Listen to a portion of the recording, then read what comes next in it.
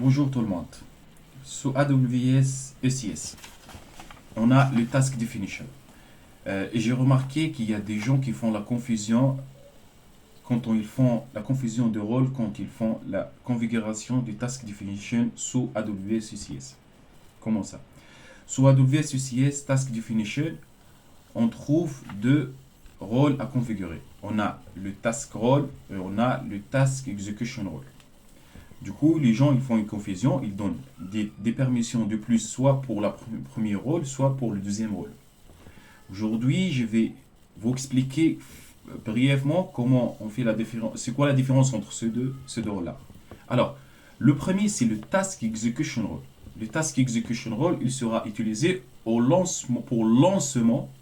lancement de ton container. Ça veut dire quoi? Ça veut dire avant le lancement de ton application qui sera containerisée sous Docker, qui sera configurée sous ECS Task, avant le lancement de ce Task Definition, celui-là, on aura besoin par exemple d'accéder à ECR. Pourquoi accéder à ECR? Pour récupérer l'image. Donc dans ce cas-là, il faut donner le permission à Task Definition, qui est sous ECS, pour qu'il puisse accéder à ECR. Car ECR, c'est un autre service d'AWS. Et pour l'accéder, il faut donner au service qui va lui accéder cette permission. On parle ici de Task Execution Role. Par contre, le Task Role, il va contenir le permission pour ton application elle-même qui sera exécutée sous Task Execution. Ça veut dire quoi? À titre d'exemple, on va dire qu'on a une application, un batch, qui est développé en Java, qui tourne sous ECS.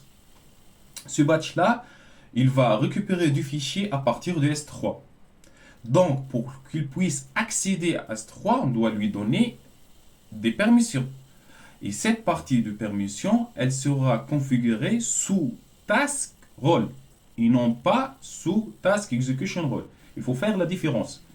Sinon, par la suite, on aura des problèmes de permission, on n'aura pas de bonnes configurations.